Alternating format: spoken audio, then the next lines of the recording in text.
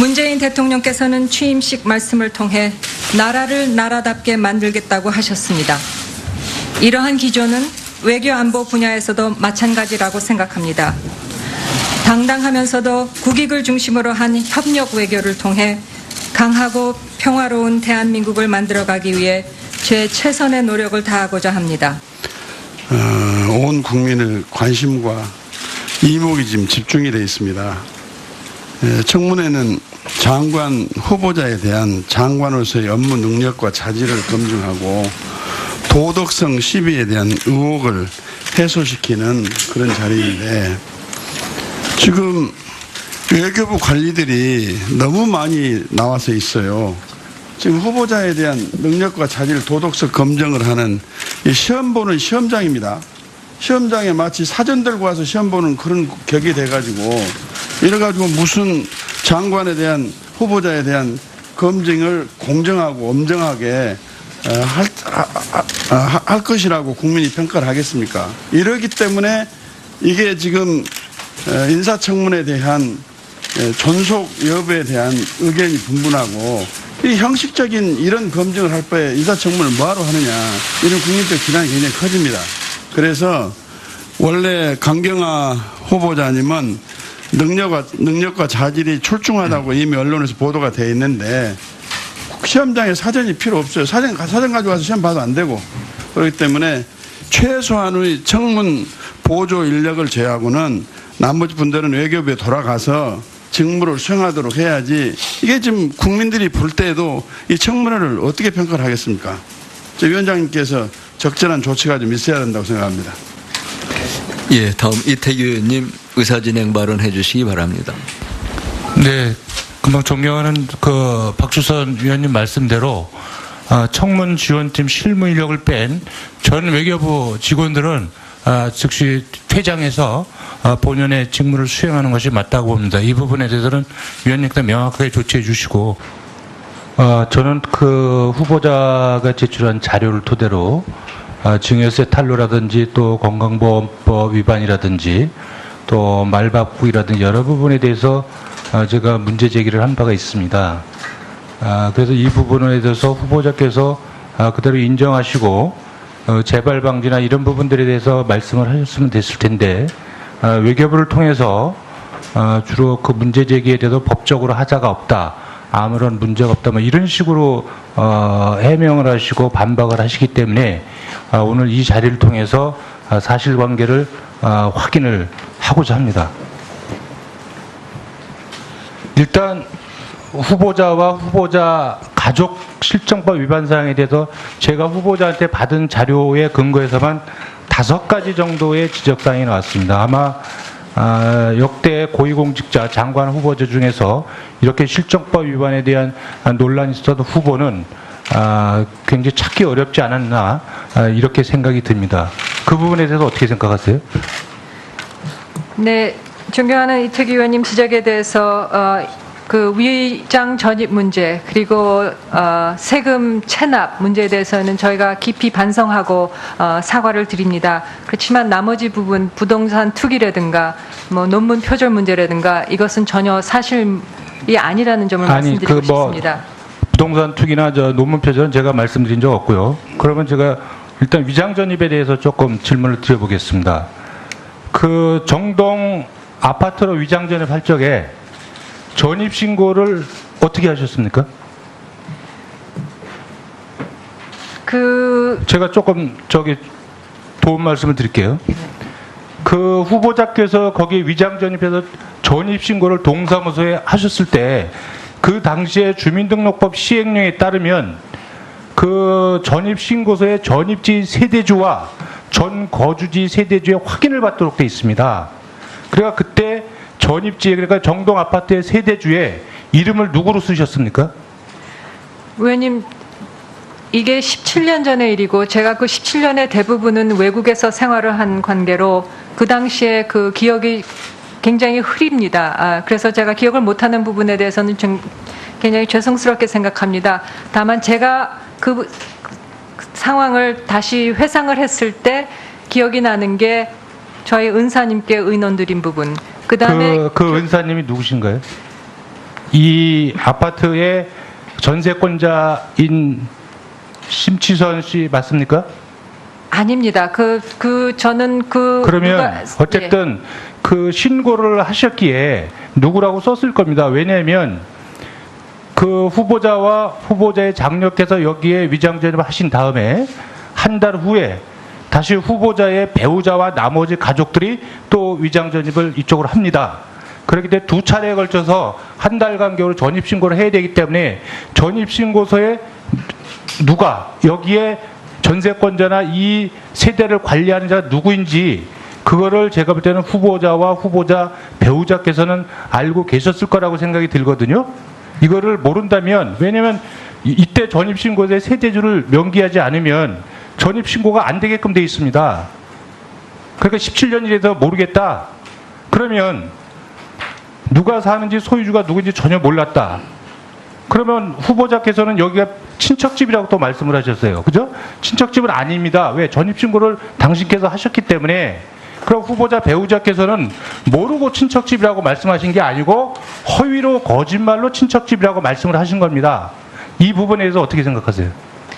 네, 저희 남편은 정말 모르고 그냥 그렇게 답을 드린 거고요. 제가 아니, 더 모르는 이상 게 아니고 여기가 친척집인지 아닌지는 알고 계셨을 거란 말이죠. 그러니까 친척집입니까 아닙니까? 이거를 배우자께서 모르실 수가 없습니다. 이걸 전입신고를 하셔야 하기 때문에 이 집이, 그럼 지금 17년 전의 일이기 때문에 그때 세대주가 기억이 안 난다고 치더라도 이 집이 친척집인지 아닌지는 알고 계셨다는 거죠. 그러니까 그렇게 해야지만 이야기가 되고, 그것까지 부정을 하시면 후보자께서 해명하신 논리나 어떤 근거는 전혀 성립될 수가 없습니다. 남편은 그야말로 아무것도 모르는 상황에서 그 당시에 이 전입은 제가 한 일이고요. 남편은 전혀 관여가 없었습니다. 아니 그러면 그럼 후보자께서 두 번에 걸쳐서 전입 신고를 하셨다는 얘기인데, 그런데 그때 세대주가 누군지를 모르신다는 것이 지금 17년 전 일이기 때문에 기억을 못 하신다. 그리고 친척집인데 남편이 모르고 한 얘기다. 근데 누군지 전혀 모른다. 저는 상식적으로 납득하기 어렵다고 생각이 듭니다. 그러니까 그 아시는 은사께서 이 집을 소개시켜주면서 이 집이 누구라고 아마 분명히 이야기를 해줬을 겁니다. 그 부분에 대해서 저는 국민들께 솔직하게 말씀을 해주시기 바랍니다. 저는 위장전입이요, 상황에 따라서 국민들께서 이해할 수 있는 범위도 있다고 생각합니다. 불가피한 측면이 있을 수도 있다고 생각이 듭니다. 그러나 그 부분에 대해서 말을 바꾸고 만약에 국민들이 납득하지 못하는 논리로 해명을 하시는 부분이 더 큰 문제라고 생각이 들거든요. 어떻게 전입자 그걸 거기에 세대주를 쓰지 않으면 전입신고를 할 수가 없는데 어떻게 그런 해명이 가능하느냐. 이 부분이 제가 상식선에서 이해할 수 없기 때문에 제가 이 질문을 드리는 겁니다. 말씀해 주시기 바랍니다. 네, 의원님, 정말 제 기억이 그렇게밖에 못 미치는 것에 대해서 정말 죄송스럽게 생각합니다. 저도 좀 더 기억이 났으면 좋겠습니다만 정말 기억이 나질 않습니다. 너무너무 죄송합니다. 그러면 이 정동 아파트가 그동안에 이화여고에 전학이나 입학하기 위한 그 조직적인 위장전입의 소재지로 쓰였다는 거는 이제 언론에 발표가 됐습니다. 그 당시에 모르셨습니까? 전혀 몰랐습니다. 이 아파트가 어떤 건지도, 그러니까 아파트 주소는 아셨겠네요. 그죠? 전입을 그렇게 했으니까 주소는 제가 그러니까 이 주소를 네. 그 은사께서 말씀하십니다. 이리로 전입을 해라. 전입을 하면 된다. 이렇게 해서 이제 알선을 해 주신 거 아니겠습니까? 그런데 그 전입 신고를 동사무소 가서 하셔야 되잖아요. 후보자께서. 그러면 이 전입지, 이 내가 옮겨가는 이 새로운 전입지의 세대주나 이 세대를 전입지로 관리하는 분이 누구라고 쓰셔야 됩니다. 그분의 확인을 받으셔야 돼요. 도장을. 그러니까 도장을 받으셨는데 누구냐, 이걸 제가 여쭤보는 겁니다. 그리고 배우자께서 말씀하신 친척집이라고 하신 것은 명백하게 거짓말이다. 이 말씀을 제가 드리는 겁니다. 네, 너무너무 죄송합니다. 제가 학교를 지나다니면서 저기에 정동 아파트가 있구나 하면서 지나다녔지만 그래서 이 주소가 정동 아파트라는 거는 알았고, 그렇지만 거기에 누가 살고 있고 전세 세입자 관계가 어떻게 되는지에서 전혀 모르는 상황에서 일을 진행했는데요. 정말 그 세 부분에 대해서 전혀 기억이 나지 않는 거에 대해서 정말 죄송스럽게 생각합니다.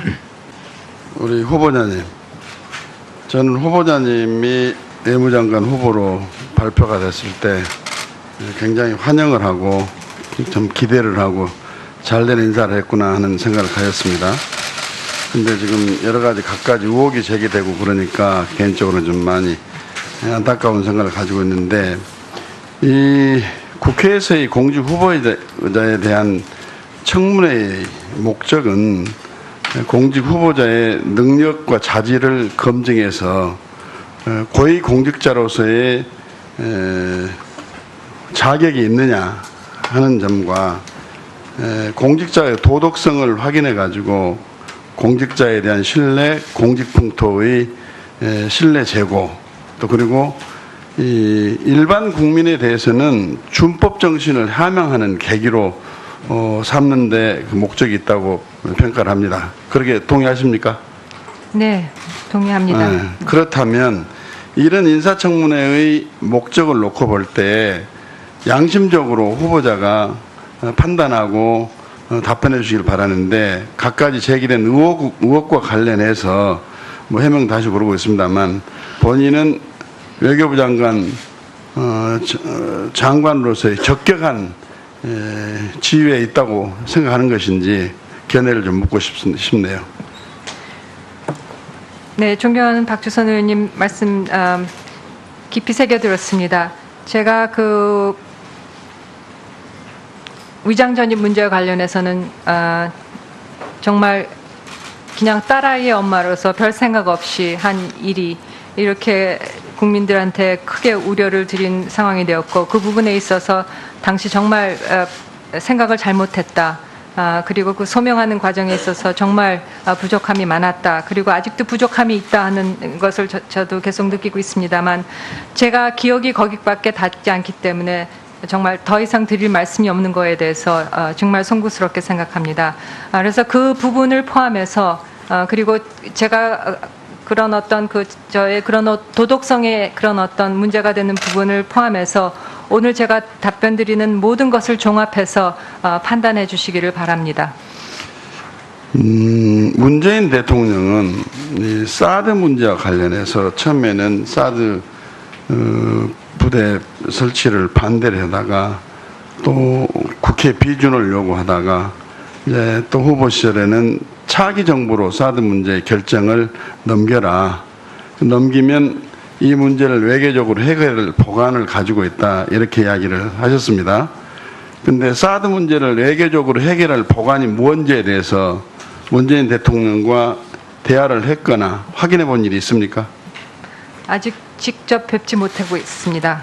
그러면 문재인 대통령의 보관을 국민에게 천명한 공약인데, 공약은 또 틀림없이 지키겠다고 취임사에서도 이야기를 했는데, 외교장관으로서 그 보관이 뭔지도 모르고 여기 지금 청문회 나오시다 한다면 나중에 그 보관이 외교장관의 외교 방침하고 충돌이 됐을 때는 어떻게 할 겁니까? 네, 외교부 장관으로서는 그 외교부의 모든 역량, 그리고 제가 갖고 올 수 있는 그런 어떤 새로운 그 관찰이라든가 역량을 총정합해서 저희의 그 가장 그 최선의 조언을 드리는 게 저희가 외교부로서 할 일이라고 생각합니다. 하지만 마지막 결정은 대통령께서 내리시는 부분이라고 생각합니다. 지금 와서 보니까 말이죠, 사드 부대 창설과 관련해서 이미 발사대 2기와 레이더가 들어와 있고 통신 시설, 그다음에 요원들이 지금 가동이 지금 되고 있는 상황에서 발사대 4기가 추가로 도입이 돼가지고 아직 설치는 안 됐지만 도입 사실을 청와대에 보고 누락을 했다 해가지고 이걸 공개적으로 조사 지시를 하고 이 문제에 대해서 해당 장교를 지금 문책을 하고 그러면서 사드 배치와 관련해서는 전면적인 환경 영향 평가를 처음부터 다시 하라, 이런 취지로 지시가 내려간 걸 알고 계시죠? 네, 직원을 통해서 보고 받았습니다. 그렇다면 원래 미국과 한국이 사드 배치와 관련된 합의가 이행되기가 어렵다. 다시 말해 연내에 사드 배치 완료를 한다는 합의 내용이 실천되기 어렵다. 그렇다면 미국 측 입장에서는 결국 한국이 사드 배치와 관련된 당초 합의를 파기한 것이 아니냐.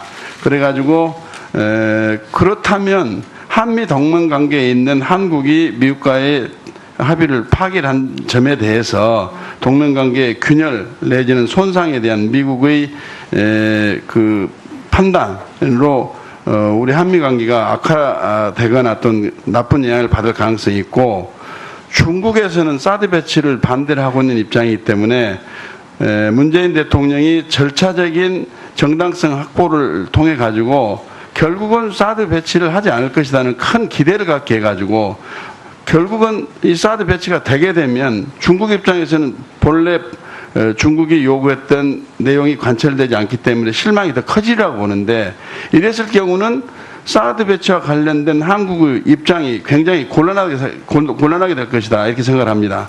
그 점에 대해서는 어떻게 생각하시냐 묻고 싶고요.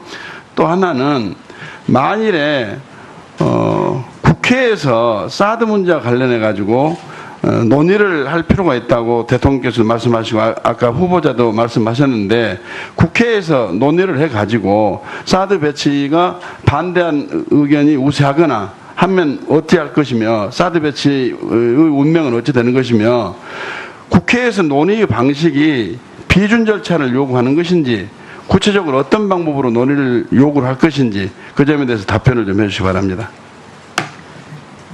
네, 지금 이 문제가 상당히 어려운 문제임은 틀림이 없습니다. 따라서 미국과의 그런 어떤 우리가 시간이 좀 필요함을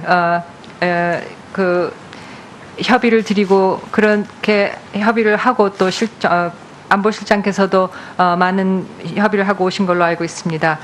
그리고 중국에 대해서도 이게 말씀하셨듯이 우리의 방어적인 수단은 그 북한의 지속적인 도발에 대한 우리의 대응이다. 우리의 안보 이익에 직결된 사안이라는 것을 분명히 설명함과 동시에 이로 인한 보복 조치는 부당하다는 것을 지속적으로 설명할 필요가 있을 것입니다. 양쪽에 대한 그 관리가 아주 면밀하고 철저한 관리가 필요한 두 관계라고 생각을 하기 때문에, 그렇기 때문에 더욱더 효과적인 소통, 외교력이 필요한 상황이라고 생각합니다. 또 상황이 이렇게 된 데에는 이것을 결정하고 배치하는 과정에 있어서 그런 어떤 국민적인 공감대가 없었던 부분이 이런 문제를 불거지게 한 게 아닌가, 그런 생각을 하게 됩니다. 그래서 미국과 그런 어떤 이해를 폭을 넓히고 미해의 일을 하고 하면서 또 중국에 대해서는 우리의 입장을 지속적으로 이해를 시키면서 이 국민적인 논의의 그런 어떤 형태로든 국회에서 논의가 있을 수 있도록 국회의원 여러분들께서도 좀 적극적으로 고려해 주시고 나아갈 방향을 모색해 주실 부분이 있는 것이라고 생각하고, 또 외교부로서는 그런 하시는 여러 가지 고려하시는 방안, 조치에 대해서 그런 어떤 외교적인 함의가 뭔지에 대해서 적극 검토하고 그래 앞으로 나가야 될 부분이라고 생각합니다. 그 동생이 그 사업 투자 좀 지원해 달라고 했을 적에 예. 그것이 주류 수입 사업이라는 걸 알고 계셨습니까? 예, 알고 있었습니다. 그러면은 물론 동생의 부탁이긴 하겠지만 현재 공무원이 주류 수입 사업에 이렇게 투자하고 이런 부분이 공무원의 윤리상 적절합니까? 그거는 제가 아니 본인의 윤리 기준상 공무원이 다른 영리 활동을 못 하는데 투자를 할 수 있잖아요. 예. 근데 그 항목이 주류 수입 사업 이런 거에 투자하시는 게 적절한지에 대해서 제가 증인의 어떤 윤리 기준을 제가 질문을 드리는 겁니다. 거기서 어떻게 생각하세요? 그거에 대해서는 동생이 그냥 도와달라고 별 생각 없이. 아니 그러니까 현재 공무원이시지 않으니까 예. 동생이 도와달라 했는데 그 사업 아이템이 이제 수를 들여오는 거 아니겠어요? 그러니까 거기에 투자한 친구에 대해서 어떻게 생각하시느냐, 이것이 현재 공무원으로서 윤리 기준에 부합하는 것이냐, 이거를 제가 여쭤보고 있는 겁니다. 실정법에 어긋나지 않는다고 생각합니다. 그렇죠. 그러니까 제가 실정법에 어긋나서 처벌을 받으셔야죠. 예. 도덕적 기준으로 이것이 부합하냐, 이걸 제가 여쭤보는 그거는 거예요. 도덕적 기준까지 저한테 물으실 사항 아닌 것 같습니다. 이거 본인이 출자 당사자 아닙니까? 지금 당사자가 거기다 2천만 원을 투자했기 때문에 그걸 물어보는데 본인한테 물어볼 말이 아니라는 건 도대체 무슨 경우입니까? 본인이 현직 공무원 거기에 출자해서 그 부분을 어떻게 생각하시냐고 제가 의원님께서 질문을 지금 드리는데. 윤리적인 기준을 어떻게 생각하냐고 묻기 때문에 예. 실정법에 어긋나지 않고 윤리적 기준까지는 제가 말씀드릴 사항은 아닌 것 같습니다. 뭐 잘못됐다고 하면은 그거는 제가 뭐 동생하고 다시 상의해서 뭐 출자를 회수하든지 뭐 조치를 취하긴 하겠지만 윤리적인 그런 저기까지는 윤리적으로 제가 문제가 답변을- 없다 이렇게 생각하시는 거예요? 그냥 답변하기 좀 그렇다 이거는? 그거는 답변하기가 좀 곤란한 상황 같습니다. 이게 제가 동생의 윤리 기준을 묻는 게 아니고 지금 증인의 윤리 기준을 제가 질문을 드리는 거기 때문에 본인이 답변할 사안이다 이거는 제가 볼 때는 그렇게 답변하시면 안 되고요. 좋습니다. 그 현재 그때 투자하신 투자금이 예. 그리고 이제 해서 포주 인터내셔널 법인을 설립했지 않습니까? 예. 그럼 그 자금이 이제 법인 통장에서 관리가 돼야 되잖아요. 정상적인 회사라면. 예. 그것이 그 이현재 개인 통장에서 관리되고 있다는 사실을 알고 계신가요? 예, 알고 이번에 들었습니다. 알고 예. 있습니다. 그러면 그 법인 자금이 개인 통장으로 가서 관리되고 있는 것은 실적법상으로는 사실 횡령이죠. 어떻게 보면 그 부분에서 어떻게 생각하세요? 왜 그러면 내가 투자한 돈이 법인이란 공식적인 그 법인 자금으로 관리가 안 되고 개인의 통장에서 관리가 되고 있다. 이거는 문제가 있다. 이렇게 생각하지 않으신가요? 제가 동생한테 듣기로 사업을 하려다가 바로 사업이 실행이 안 됐고 그래가지고 이게 법인 통장을 만들 그런 상황이 아니었던 것 같습니다. 그래가지고 이제 저하고 제 동생이 동의하에 이렇게 관리했던 걸로 알고 있습니다. 그러니까 이제 어쨌든 법인은 지금 살아 있는 거잖아요. 그죠? 예, 그렇습니다. 그죠?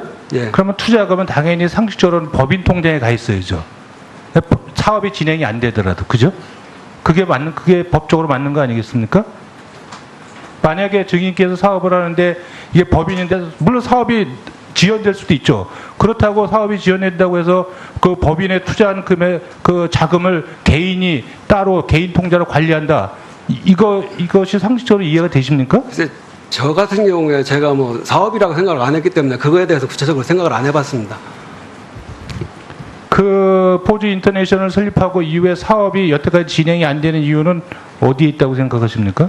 그래서 제가 그거는 뭐 경영에 뭐 개입하거나 한 적이 없어가지고요. 그냥 돈만 투자했기 때문에 모른다? 어떻게 된 상황인지 모르겠고요. 예. 나중에 동생한테 그냥 사업이 진행하려고 하다가 안 됐다고 얘기만 들었습니다.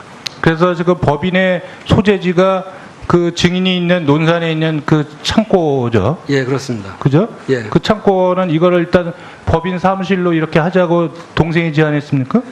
그 사항은 이제 당초에 그 서울 주소를 했다가 주류 수입 면허를 받으려고 보니까 창고가 꼭 필요하답니다. 그렇다고 동생이 뭐 창고를 임대를 해야 되는데 어떻게 했으면 좋겠냐. 형 그쪽에 뭐 혹시 창고를 좀 저렴하게 구할 데가 있냐 저한테 이제 물어봐가지고 제 고향 후배가 가지고 있는 창고입니다. 그래가지고 그 후배한테 부탁해서 제가 소개만 해줬습니다. 그렇게 된 겁니다. 그러면 사업이 진행이 안 되는 이유는 여전히 증인은 모르고 계시나요? 예, 그렇습니다. 그러면은 형제간의 우애가 얼마나 깊으신지 잘 모르겠지만 어쨌든 2천만 원이라는 거는 작은 돈이 아닌데 그걸 투자하고 그 돈이 지금 어떻게 관리된지에서 전혀 관심이 없으신가요? 예, 그렇습니다. 그 돈이 나중에 없어져 상관없습니까? 예, 문자폭탄이 저는 또 수백 동생한테 개씩 준다 쏟아져서 생각했습니다. 굉장히 관심 없었습니다. 그 저급하고 악의적인 문자들이 계속 쏟아져 들어오고 있습니다. 그럼에도 불구하고 후보자의 도덕성 부분이나 자질 역량에 대한 철저한 검증은 국회 책무이기 때문에 이 부분을 소홀히 할 수 없다고 생각이 됩니다. 아까 질문을 드렸지만 당시에 위장 전입을 할 적에 전입 신고서에는 그 전입지의 세대주를 명기하지 않으면 그 전입 신고를 할 수가 없습니다. 동사무소에서 그걸 받아주질 않습니다.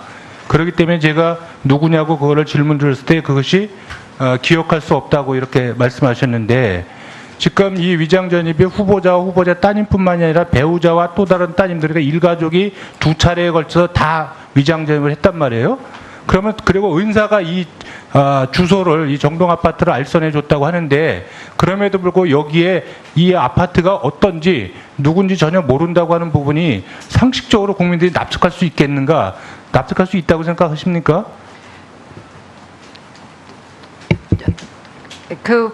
해명이 부족한 부분에 대해서 정말 죄송스럽게 해명이 생각합니다. 부족한 게 해명 안 하시려고 하는 것 같아요. 지금 보면. 예, 안 드리는 예? 게 아니라 못 드리고 있습니다. 저도 기억이 나는 부분이 그거밖에 안 돼서 저도 상당히 자책을 하고 있습니다. 다만 알겠습니다. 조금 제가 나중에 다시 물어보고요. 그다음에 해운대 콘도 증여 관련돼서 이거는 배우자께서도 말씀하셨지만 그 증여세를 안 낸 거는 인정하시는 거죠? 해운대 네, 콘도에서 증여세 안 내신 거는 인정하시는 거죠? 네, 그때 그 증여 의사가 없었기 때문에 그렇게 처리를 했다고 들었습니다만 이 증여 의사가 없으면은요 무슨 문제가 발생이 되냐면 그것은 따님의 명의를 일방적으로 도용한 부동산 실명제법 위반입니다. 증여가 아니면 이거는 증여세를 안 낸 것보다 더 엄하게 처벌받습니다. 그러니까 둘 중에 한 가지를 선택을 하셔야 돼요.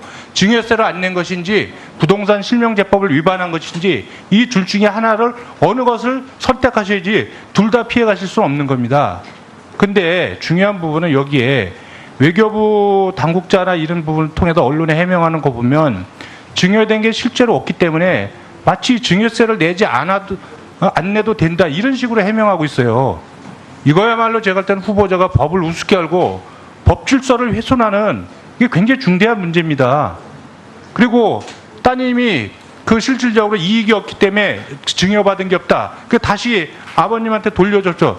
그 재증여입니다. 거기에도 증여세를 내야 되는 겁니다. 법이 그렇게 돼 있어요. 근데 마치 이 부분에 법적으로 아무 문제가 없다 이런 식으로 지금 해명을 하고 있는데 이게 도대체 외교부에 누가 이렇게 얘기하는 겁니까? 어쩌면 후보자 동의를 받아서 하는 걸 텐데 이런 식으로 법 해석을 일방적으로 해가지고 국민을 호도하고 있습니까? 기획조정실장 그렇게 했습니까? 후보자한테 그렇게 코치하고 있습니까?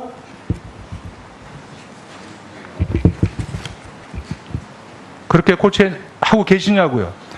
건강보험 문제도 마찬가지입니다. 지금 자격에 아무 이상 없다고 이렇게 말씀하고 계시죠. 지금 후보자하고 따님하고 그 단독으로 가입자로 돼 계시죠. 현재 그렇습니다. 그렇죠. 네. 법적으로 문제가 없는데 왜 피부양자 자격에서 스스로 빠져나오셨습니까? 그러면 계속 유죄도 되는데 왜 그러면 피부양자 자격을 스스로 포기하셨습니까?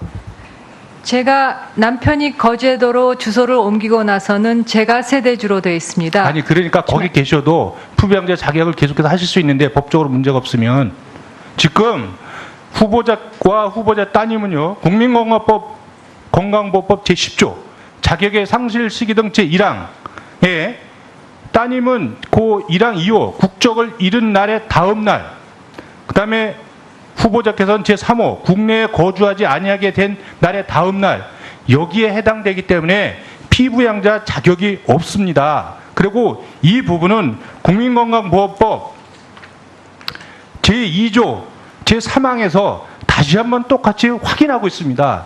이것이 법의 기본입니다. 어떤 것도 이거에 우선해서 그 피부양자 자격이 있다고 주장할 수 없습니다. 이 피부양자 자격이 있다고 주장하는 법률적 근거가 이 건강보호법 위에 상위 개념이 어떤 게 있습니까? 누가 이렇게 유권 해석을 해줬습니까? 건강보호법 제10조 이거보다 유일한 헌법에 이런 규정이 있습니까? 네, 의원님 그 두 가지 지적하셔 주신 사항에서 말씀드린 대로 해운대 그 콘돔 관련해서는 저희가 부족한 부분이 있었던 점에 대해서 상당히 죄송스럽게 생각합니다. 저희가 그 법무사, 세무사의 검토를 거쳐서 시정할 부분이 있으면 시정하겠습니다. 그 건강보험 관련해서는 저희 남편이 세대주일 때는 남편의 그 세대주의 그 저희 딸아이가 외국 국적이지만은 그런 어떤 경제적인 능력이 없는 그런 의존자 입장에서 피부양자로 등록이 가능했다고 들었습니다. 그리고 저는 외국에서 있지만은 국내 소득이 없기 때문에 또 피부양자로 계속 등록을 하는 게 좋겠다는 그런 그 학교 의료보험 관계자들의 조언에 따라서 제가 계속 저희 남편의 의료보험 혜택을 자격을 계속 유지하고 있었습니다.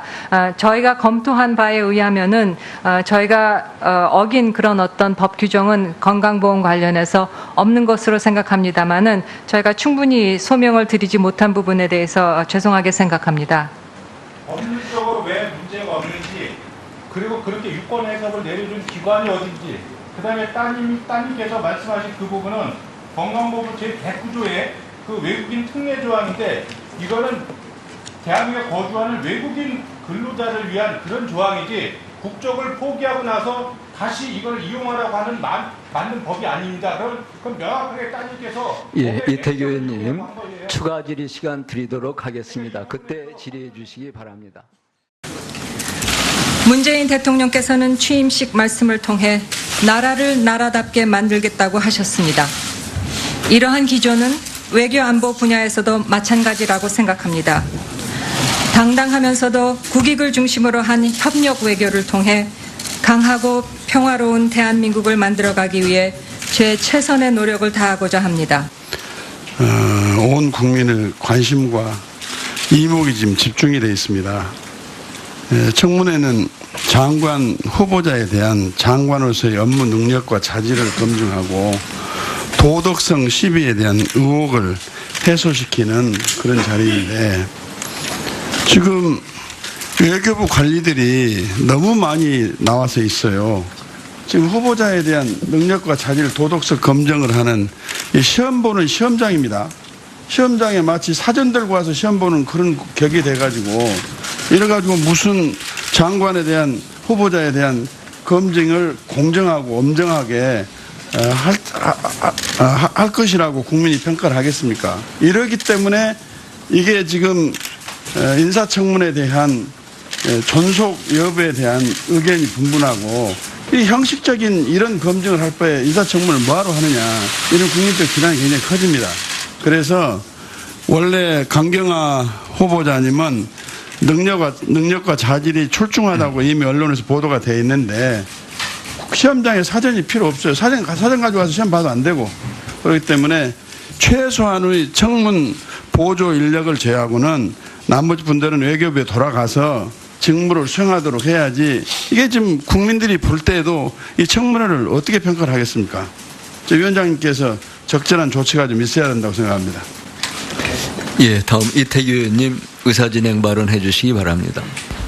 네, 금방 존경하는 그 박주선 위원님 말씀대로 청문 지원팀 실무 인력을 뺀 전 외교부 직원들은 즉시 퇴장해서 본연의 직무를 수행하는 것이 맞다고 봅니다. 이 부분에 대해서는 위원님께서 명확하게 조치해 주시고, 저는 그 후보자가 제출한 자료를 토대로 증여세 탄로라든지 또 건강보험법 위반이라든지 또 말바꾸기라든지 여러 부분에 대해서 제가 문제 제기를 한 바가 있습니다. 그래서 이 부분에 대해서 후보자께서 그대로 인정하시고 재발 방지나 이런 부분들에 대해서 말씀을 하셨으면 됐을 텐데, 외교부를 통해서 주로 그 문제 제기에 대해서 법적으로 하자가 없다, 아무런 문제가 없다, 뭐 이런 식으로 해명을 하시고 반박을 하시기 때문에 오늘 이 자리를 통해서 사실관계를 확인을 하고자 합니다. 일단 후보자와 후보자 가족 실정법 위반 사항에 대해서 제가 후보자한테 받은 자료에 근거해서만 5가지 정도의 지적사항이 나왔습니다. 아마 역대 고위공직자 장관 후보자 중에서 이렇게 실정법 위반에 대한 논란이 있어도 후보는 굉장히 찾기 어렵지 않았나, 이렇게 생각이 듭니다. 그 부분에 대해서 어떻게 생각하세요? 네, 존경하는 이태규 의원님 지적에 대해서 그 위장 전입 문제, 그리고 세금 체납 문제에 대해서 후보자의 배우자와 나머지 가족들이 또 위장 전입을 이쪽으로 합니다. 그렇기 때문에 2차례에 걸쳐서 한 달 간격으로 전입신고를 해야 되기 때문에 전입신고서에 누가 여기에 전세권자나 이 세대를 관리하는 자가 누구인지, 그거를 제가 볼 때는 후보자와 후보자 배우자께서는 알고 계셨을 거라고 생각이 들거든요. 이거를 모른다면, 왜냐하면 이때 전입신고서에 세대주를 명기하지 않으면 전입신고가 안 되게끔 돼 있습니다. 그러니까 17년이라도 모르겠다, 그러면 누가 사는지 소유주가 누구인지 전혀 몰랐다, 그러면 후보자께서는 여기가 친척집이라고 또 말씀을 하셨어요. 그죠? 친척집은 아닙니다. 왜? 전입신고를 당신께서 하셨기 때문에. 그럼 후보자 배우자께서는 모르고 친척집이라고 말씀하신 게 아니고 허위로 거짓말로 친척집이라고 말씀을 하신 겁니다. 이 부분에 대해서 어떻게 생각하세요? 네, 저희 남편은 정말 모르고 그냥 그렇게 답을 드린 거고요. 제가 아니, 더 모르는 이상 게 아니고 여기가 친척집인지 아닌지는 알고 계셨을 거란 말이죠. 그러니까 친척집입니까 아닙니까? 이거를 배우자께서 모르실 수가 없습니다. 이걸 전입신고를 하셔야 하기 때문에 이 집이 그럼 지금 17년 전의 일이기 때문에 그때 세대주가 기억이 안 난다고 치더라도 이 집이 친척집인지 아닌지는 알고 계셨다는 거죠. 그러니까 그렇게 해야지만 이야기가 되고 그것까지 부정을 하시면 후보자께서 해명하신 논리나 어떤 근거는 전혀 성립될 수가 없습니다. 남편은 그야말로 아무것도 모르는 상황에서 그 당시에 이 전입은 제가 한 일이고요. 남편은 전혀 관여가 없었습니다. 아니 그러면 그럼 후보자께서 두 번에 걸쳐서 전입 신고를 하셨다는 얘기인데 그런데 그때 세대주가 누군지를 그래서는 저희가 깊이 반성하고 사과를 드립니다. 그렇지만 나머지 부분 부동산 투기라든가 뭐 논문 표절 문제라든가 이것은 전혀 사실이 아니라는 점을 말씀드리고 싶습니다. 부동산 투기나 논문 표절은 제가 말씀드린 적 없고요. 그러면 제가 일단 위장 전입에 대해서 조금 질문을 드려보겠습니다. 그 정동 아파트로 위장 전입할 적에 전입 신고를 어떻게 하셨습니까? 제가 조금 도움 말씀을 드릴게요. 그 후보자께서 거기 위장 전입해서 전입 신고를 동사무소에 하셨을 때 그 당시에 주민등록법 시행령에 따르면 그 전입신고서의 전입지 세대주와 전 거주지 세대주의 확인을 받도록 되어 있습니다. 그러니까 그때 전입지에 그러니까 정동 아파트의 세대주에 이름을 누구로 쓰셨습니까? 의원님, 이게 17년 전의 일이고 제가 그 17년의 대부분은 외국에서 생활을 한 관계로 그 당시에 그 기억이 굉장히 흐립니다. 그래서 제가 기억을 못하는 부분에 대해서는 좀 굉장히 죄송스럽게 생각합니다. 다만 제가 그 상황을 다시 회상을 했을 때 기억이 나는 게 저희 은사님께 의논드린 부분. 그다음에 그 은사님이 누구신가요? 이 아파트의 전세권자인 심치선 씨 맞습니까? 아닙니다. 저는 그러면 어쨌든 그 신고를 하셨기에 누구라고 썼을 겁니다. 왜냐하면 그 후보자와 후보자의 장녀께서 여기에 위장 전입을 하신 다음에 한 달 후에 다시 후보신다는 것이 지금 17년 전 일이기 때문에 기억을 못 하신다. 그리고 친척집인데 남편이 모르고 한 얘기다. 근데 누군지 전혀 모른다. 저는 상식적으로 납득하기 어렵다고 생각이 듭니다. 그러니까 그 아시는 은사께서 이 집을 소개시켜주면서 이 집이 누구라고 아마 분명히 이야기를 해줬을 겁니다.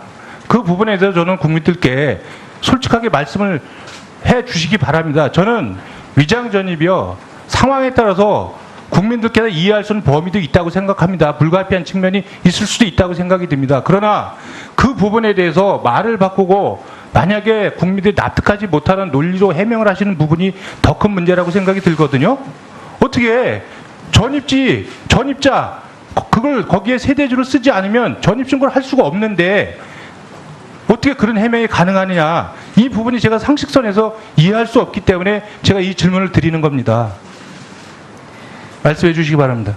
네, 의원님, 정말 제 기억이 그렇게밖에 못 미치는 것에 대해서 정말 죄송스럽게 생각합니다. 저도 좀 더 기억이 났으면 좋겠습니다만 정말 기억이 나질 않습니다. 너무너무 죄송합니다. 그러면 이 정동 아파트가 그동안에 이화여고에 전학이나 입학하기 위한 그 조직적인 위장 전입의 소재지로 쓰였다는 거는 이제 언론에 발표가 됐습니다. 그 당시에 모르셨습니까? 전혀 몰랐습니다. 이 아파트가 어떤 건지도 그러니까 아파트 주소는 아셨겠네요, 그죠?